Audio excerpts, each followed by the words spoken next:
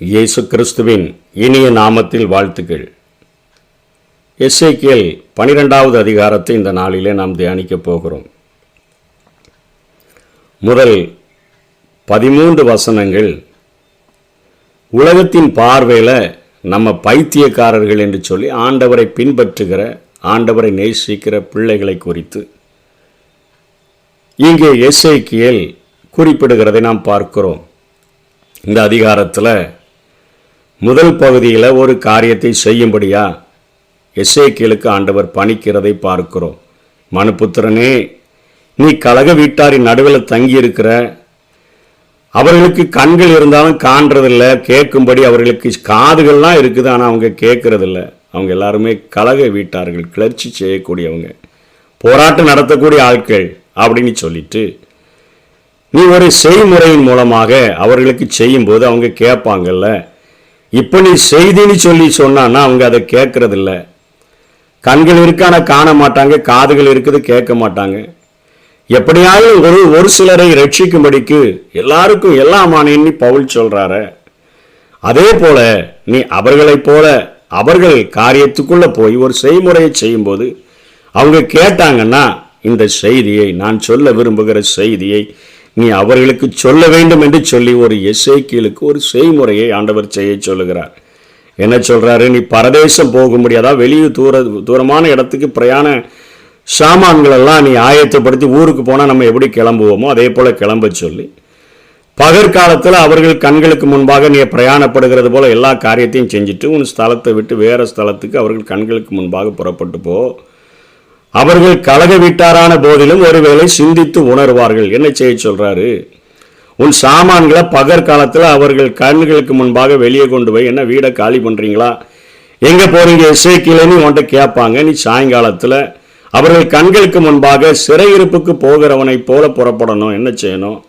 நீ சுவரில் துவாரமிட்டு அவங்க கண்கள் பார்க்கும்படியா அதன் வழியாக அவைகளை வெளியே கொண்டு போவாயாக. பொருள்களையும் அந்த துவாரத்தின் வழியாக கொண்டு போயிட்டு நீ அவருடைய கண்களுக்கு முன்பாக அந்த துவாரத்தின் வழியாக வெளியே வந்த நீ அவை அந்த பொருள்களெல்லாம் உன் தோளியின் மேலே எடுத்து, அதுவும் மாலை மயங்கும் வேளையில் ஒருத்தர் முகம் ஒருத்தருக்கு தெரியாத அந்த நேரத்தில் நீ வெளியே கொண்டு போவாயாக. நீ தேசத்தை பாராதபடி உன் முகத்தை மூடிக்கொள்ளு, இஸ்ரவேல் வம்சத்தாருக்கு உன்னை அடையாளமாக்கினேன் என்று சொல்லுகிறதை பார்க்கிறேன். உலகத்தில் தன்னுடைய பிள்ளைகள் தன்னுடைய வார்த்தையின்படி அவருடைய வார்த்தைகளை பிரசங்கிக்க வேண்டும் என்று சொல்லி ஆண்டவர் விரும்புகிறார்.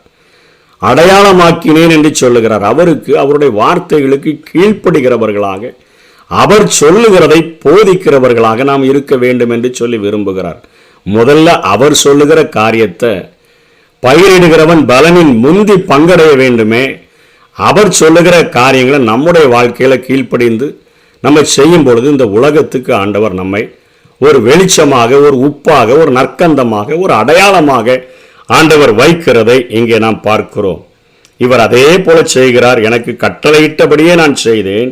சிறைப்பட்டு போகும்போது சாமான்களை கொண்டு போவது போல என் ஜாமான்களை பகற்காலத்தில் வெளியே வைத்தேன். சாயங்காலத்திலோ கைகளினால் சுவரில் துவாரமிட்டு மாலை மயங்கும் வேலையில் அவைகளை வெளியே கொண்டு போய் அவர்கள் கண்களுக்கு முன்பாக அவைகளை தோளின் மேல் எடுத்து கொண்டு போனேன்னு இங்கே சொல்கிறார். இந்த செய்முறையை சொல்கிறார். விடியற் காலத்தில் கர்த்தருடைய வார்த்தை எனக்கு உண்டாகி, மனுபுத்திரனே, கலக வீட்டாராகிய இஸ்ரவேல் வம்சத்தார் உன்னை பார்த்து செய்கிறது என்னன்னு உன்னை கேட்டாங்கல்ல, அது நடந்துருச்சு.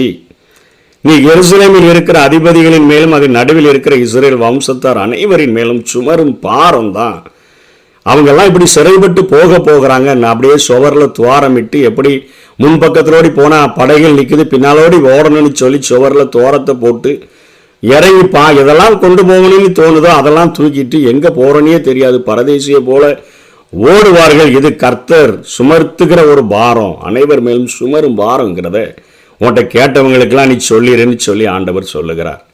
நீ அவர்களை நோக்கி, நான் உங்களுக்கு அடையாளமாகி இருக்கிறேன், நான் செய்வது எப்படி அப்படியே அவர்களுக்கும் செய்யப்படும், சிறைப்பட்டு பரதேசம் போவார் நீ சொல்லு என்று சொல்லி அப்படியே அவன் அதேமாய் புறப்பட்டு போய் அந்த காரியத்தை அவர்களுக்கு புரியும்படியாக அவன் சொல்லுகிறான். ஆண்டவர் அவருடைய வலையை அவர்கள் மேலே வீசுவார். அது சிதேக்கியா ராஜாவை குறிக்கிறது. கடைசி அரசனாக யூதாவில் வீற்றிருக்கிற அந்த ராஜாவுக்கு அழிவு வராது என்று சொல்லி அவர்கள் நம்பிக்கை உடையவர்களாக 2 சிறையிருப்பு நடந்திருக்குது, 3வது சிறையிருப்பு நடக்காதுன்னு சொல்லி பாபிலோனில் இருந்தவர்களும் நினைத்து கொண்டிருக்கும் பொழுது நான் என் வலையையே சிதேக்கியாவுக்கு மேலே வீசுவேன், அவன் என்னுடைய கண்ணிகளில் பிடிபடுவான், அவனை கல்தேயர் தேசமாகிய பாபிலோனுக்கு கொண்டு போவேன், அங்கே அவன் சாவான், ஆகிலும் அதை காண மாட்டான். என்ன சிதேக்கியா நேபுகாத் நேச்சாரினுடைய படைகள் எருசலேமை முற்றுகையிட்ட பொழுது எரேமியா 52வது அதிகாரத்திலையும் பார்க்கிறோம், 2 ராஜாக்கள் 25வது அதிகாரத்திலும் இந்த காரியத்தை நாம் பார்க்கிறோம். 25ஆம் அதிகாரம் 4ஆம் வசனத்திலையும் அவன் அங்கிருந்து அப்படியே அவன் ஓடி போகிறான். அங்கிருந்து தப்பிச்சு சிதேக்கியா இரவு நேரத்தில் மாலை மயங்குகிற அந்த நேரத்தில் எருசலேமினுடைய 2 மதில்களுக்கு நடுவாக இருந்த வாசல் வழியாக ஓடி போகும்போது எரிகோவினுடைய வீதிகளிலே அவனும் அவனோடு கூட சேர்ந்தவர்களும் பிடிபட்டு அவர்கள் ரிப்லாவுக்கு கொண்டு வரப்பட்டு அவனுடைய கண்களுக்கு முன்பாக அவனுடைய குமாரர்கள் வெட்டி கொலை செய்யப்பட்டு அவனுடைய கண்கள் கெடுக்கப்பட்டுத்தான் அவன் பாபிலோனுக்கு கொண்டு சொல்லப்படுகிறான். அந்த காரியமானது இந்த அதிகாரத்தில் சொன்ன எசேக்கியேலை சொன்ன வார்த்தையின்படி துல்லியமாக நடந்து ஏறியதை நாம் பார்க்க முடியும். அவனுக்கு உதவியாக அவனை சுற்றிலும் இருக்கிற யாவரையும் அவனுக்கு எல்லா இராணுவங்களையும் நான் சகல திசைகளிலும் தூற்றி அவர்கள் பின்னே பட்டயத்தை உருவேன், நானே அவங்களுக்கு யுத்தத்தில் எதிராக இருப்பேன்னு சொல்லி ஆண்டவர் அங்கே பேசுகிறதை பார்க்கும். அவர்கள் போய் சேரும் ஜாதிகளுக்குள்ளே தங்கள் அருவருப்புகளை எல்லாம் விவரிக்கும்படி நான் அவர்களில் கொஞ்சம் பேரை பஞ்சத்துக்கும் பட்டயத்துக்கும் கொள்ளை நோய்க்கும் தப்பி மீண்டிருக்க பண்ணுவேன், அப்பொழுது நான் கர்த்தர் என்று அறிந்து கொள்ளுவார்கள் என்று சொல்கின்றார். பின்பு அடுத்த ஒரு காரியத்தை ஆண்டவர் சொல்லுகிறார், இன்னொரு செய்முறையை செய்யும்படியா சொல்லுகிறார். நீ உன்னுடைய அப்பத்தை நடுக்கத்தோடு புசித்து உன் தண்ணீரை நீ தத்தளிப்போட நீ குடிக்கணும் அப்படின்னு சொல்லுகிறதை பார்க்கிறோம். தேசத்தில் உள்ள ஜனங்களை நோக்கி இஸ்ரவேலின் தேசத்தில் உள்ள எருசலேமின் குடிகளை குறித்து கர்த்தராய் ஆண்டவர் சொல்லுகிறது என்னவென்றால், இந்த சிறையிருப்பு நடக்கிற நேரத்தில், ஒரு யுத்தம் நடக்கிற நேரத்தில், ஐயோ யுத்தம் வாசல் வர வந்துருச்ச, எப்போ வீட்டுக்குள்ள வரணுமே தெரியல அப்படின்னு சொல்லி தங்களுடைய அப்பத்தை அப்படியே வேதனையோடு கூட பயத்தோடு கூட விசாரத்தோடு கூட, அதாவது விசாரம் என்பது நடுக்கத்தை குறிக்கிறது, நடுக்கத்தோடு கூட அவங்க புசிச்சு தண்ணி குடிக்கிறது பயந்து பயந்து திக்கு திக்குன்னு சொல்லி திங்களோடு கூட அவங்க குடிக்கிற ஒரு நாள் வரப்போகுது. அதனால் அந்த காரியத்தை நீ இப்படி செய்யும்போது அவங்களே கேட்பாங்க, எஸ்ஐக்கில் நல்லா ஃப்ரீயாக இருந்து சாப்பிட வேண்டியது தானே, நீங்கள் ஏன் இவ்வளவு பயத்தோடு கூட அப்பத்தை சாப்பிட்றீங்க, ஏன் இவ்வளவு திகிலோடு கூட தண்ணீரை குடிக்கிறீங்கன்னா, கிமு 586 நடக்க இருக்கிற அழிவுகளை குறித்து அவங்கள்ட்ட பேசு. எருசலேம் சுட்டரிக்கப்பட்டு போயிடும், சிறைகள் அங்கே இருக்கக்கூடிய ஜனங்கள் சிறைப்பட்டு போவார்கள், சிதேக்கியாவினுடைய கண்கள் பிடுங்கப்படும். இவைகளை நினைக்கும் பொழுது எனக்கு பயம் சூழ்கிறது, நடுக்கம் என்னை சூழ்ந்து கொள்கிறது என்று நீ அவர்களுக்கு இந்த காரியத்தை குறித்து பேசு என்று சொல்லி ஆண்டவர் அங்கே சொல்லுகிறதை பார்க்கிறோம். குடியேறி இருக்கிற அந்த பட்டணத்தெல்லாம் நான் வனாந்திரமாக்கி தேசத்தை பாழாக்கிடுவேன். ஒருவேளை பாவம் செய்கிற மக்கள் மத்தியில் அந்த பாவமானது முதல்ல செய்கிறதுக்கு இனிமையாக இருக்கும், நாட்கள் செல்ல செல்ல செல்ல செல்ல அது அவருடைய வாழ்க்கையை முழுவதும் ஒரு கேன்சர் அரிப்பது போல அரித்து அவருடைய வாழ்க்கையில் ஒன்றுமில்லாமல் மாற்றிடுமே. அந்த காரியத்தை சொல்லுகிறார். குடியேறி இருக்கிற பட்டணங்கள் வனாந்தரங்களாகி, எவ்வளவு எருசலேம் சமாதான பட்டணமாக பெயர் பெற்றிருந்ததோ அது வனாந்தரத்தை போல மாறி பாழா போயிடும். அப்போ நான் கர்த்தர் என்று அறிந்து கொள்வீர்கள் என்று சொல்லி அங்கே சொல்லிட்டு இன்னொரு காரியத்தை சொல்லுகிறார். பழைய மொழிகளுக்கெல்லாம் நீங்கள் பலிகடா ஆவீங்களா அப்படிங்கிற ஒரு கருத்தையும் அப்புறம் 21வது வசனத்திலிருந்து சொல்லுகிறதை பார்க்கிறோம். என்ன சொல்லுகிறார் அங்கே ஒரு பழமொழி அவங்கெல்லாம் சொல்கிறாங்க, நாட்கள் நீடிக்கும் தரிசனம் எல்லாம் அவமாகும் என்று இஸ்ரவேல் தேசத்தில் வழங்கும் பழமொழி. என்ன அவங்களே சொல்கிறாங்க, எப்பா இப்போ சொல்கிற தீர்க்க தரிசனம் இன்னைக்கு நடக்காதப்பா, தீர்க்க தரிசனம்னாலே அநேக ஆண்டுகளுக்கு பிறகாதான் நடக்கும், இந்த தரிசனம்லாம் நடக்கவா போகுது. ஏன்னா இவர் தாவீதினுடைய வம்சத்தில் ராஜாவே இருக்க போறது இல்லைன்னா இவங்க எரேமியாவும் எசேக்கியேலும் சொல்றாங்க, இந்த தரிசனம் எல்லாம் அவமாக மாறிவிடும் என்று சொல்லி அங்கே அவர்கள் சொல்லுகிறதை பார்க்கிறோம். ஆகையால நீ அவர்களை நோக்கி கர்த்தராகி ஆண்டவர் உரைக்கிறது என்னவென்றால், அவர்கள் இனி இஸ்ரவேலிலே இந்த பழமொழியை சொல்லி வராதபடிக்கு நான் அதை ஒளிய பண்ணுவேன். அவங்க இப்படிலாம் சொல்லிட்டு இருக்கிறாங்களே, அதை நான் ஒளிய பண்ணிடுவேன். நாட்களும் எல்லா தரிசனங்களின் பொருளும் சமீபத்து வந்தனன்னு சொல்லி, இந்த காலத்துல தான் இந்த அழிவு நடக்க போகுதுன்னு சொல்லு என்று சொல்லி இங்கே ஆண்டவர் பேசுகிறதை பார்க்கிறோம். இஸ்ரவேல் வம்சத்தாரின் நடுவில் இனி சகல கள்ள தீர்க்கதரிசியும் முகஸ்துதியுமான குறிச்சொல்லுதலும் இருக்காது.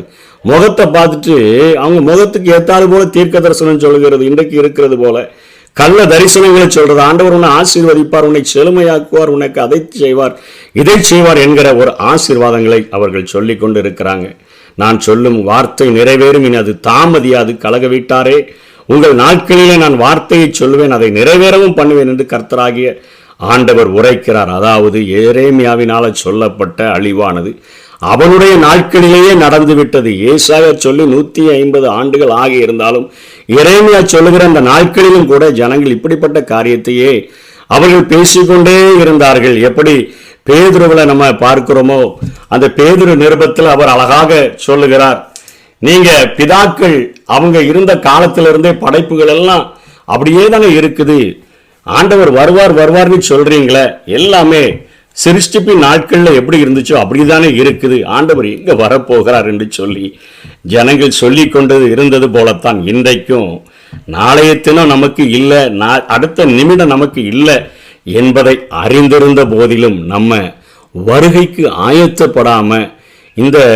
பூமியானது உபத்திரவ காலம், மகா உபத்திரவ காலங்களுக்கு கையளிக்கப்பட்டு அவருடைய பிள்ளைகள் அதற்கு முன்பாக அவருடைய ரகசிய வருகையில எடுத்துக்கொள்ளப்படுவார்கள் என்கிற உணர்வுகளும் அறிவுகளும் இல்லாம, பகலுக்குரியவர்களாய் வாழாம, ஜபிக்கிறவர்களாய் இருக்காம, உலகத்தாரை போல தினமும் அன்றாட வேலைகளை செய்து அடுத்த நாள் என்னென்ன உலகத்தின் காரியங்களை செய்யணுமோ அவைகளுக்கான பிரயாசங்களைத்தான் நாம் எடுக்கிறோமே ஒழிய இப்பொழுது ஆண்டவருடைய வருகை நடக்காது என்கிற ஒரு காரியத்திலே தான் இருக்கிறோம்.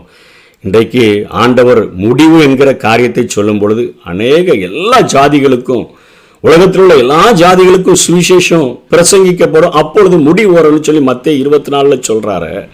இன்னைக்கு தேடி தேடி சுவிசேஷங்கள் அறிவிக்கப்பட்டு விட்டன, முடிவு வரக்கூடிய நேரத்தில் இருக்கிறோம். ஆனா சொல்றவங்கெல்லாம் இப்ப முடிவு வராது, இப்ப முடிவு வராது, நாளைக்கு வராது, கொஞ்சம் வயதான காலத்தில் ஆண்டவரை தேடிக்கொள்ளலாம் என்று சொல்லி பழைய பழமொழிகளுக்கு பழிபகடா ஆகிற ஒரு சமுதாயத்தில் தான் நாம் வாழ்ந்து கொண்டிருக்கிறோம்.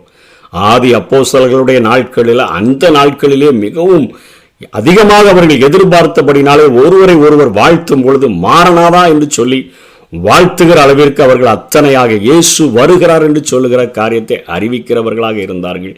இன்னைக்கு ஆண்டவரை தொழுது கொள்கிறேன் என்று சொல்லுகிறவர்களும், தவறாமல் ஆண்டவரை தேடுகிறதற்கு செல்லுகிறவர்களும், உலகத்தின் ஆசீர்வாதங்கள் உலகத்தினுடைய காரியங்களுக்காக ஆண்டவரை தேடிவிட்டு வருகையை ஒவ்வொரு நாளும் எதிர்பார்க்க வேண்டிய சூழ்நிலையை மறந்து வாழ்கிற ஜனங்களைத்தான் ஆண்டவர் எச்சரிக்கிறார். இனி தாமதியாது, கலக விட்டாரே, உங்கள் நாட்களிலே நான் வார்த்தையை சொல்லுவேன், அதை நிறைவேறவும் பண்ணுவேன் என்று கர்த்தராகிய ஆண்டவர் உரைக்கிறார். இதோ இஸ்ரவேல் வம்சத்தார் இவன் காண்கிற தரிசனம் நிறைவேற அநேக நாள் செல்லும், தூரமாக இருக்கிற காலங்களை குறித்து இவன் தீர்க்க தரிசனம் சொல்லுகிறான் என்கிறார்கள். இன்னைக்கு ஒருவேளை நம்ம ஆண்டவரை அதிகாலையில தேடுகிறவர்களாக, தொழுது கொள்ளுகிறவர்களாக, என்னை அடையாளமாக வைத்திருக்கிறார் என்று சொல்லி ஓடுகிற நம்மை பார்த்து இன்னைக்கு உலகம் பைத்தியத்தை போல நினைக்கலாம்.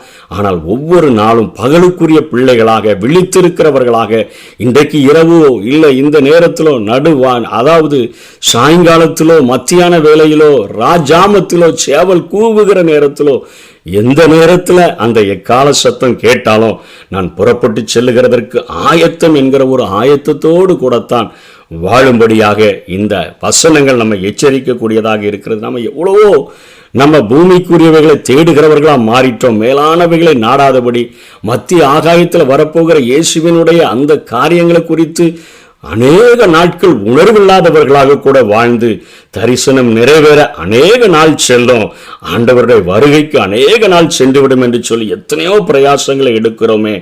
ஆண்டவர் சொல்லுகிறார், இந்த காலத்திலேயே அவைகள் நிறைவேறிவிடும், என் வார்த்தைகளில் ஒன்றாயிலும் இனி தாமதிப்பில்லை என்று 8:28 சொல்றாரு.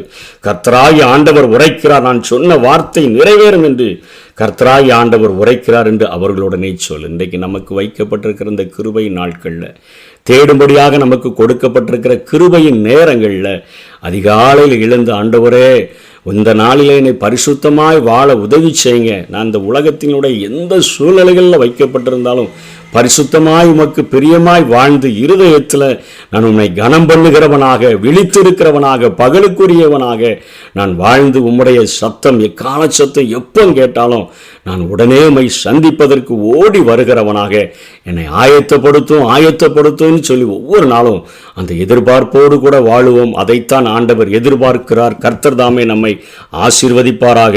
ஆமென். எனது ஜீவனை மதிக்கவில்லை, ஒரு பொருட்டாய் நான் கணிக்கவில்லை. எல்லாருக்கும் நான் எல்லாமானே, எல்லாருக்கும் நான் எல்லாமானே. அனைவருக்கும் நான் அடிமையானே, அனைவருக்கும் நான் அடிமையானே.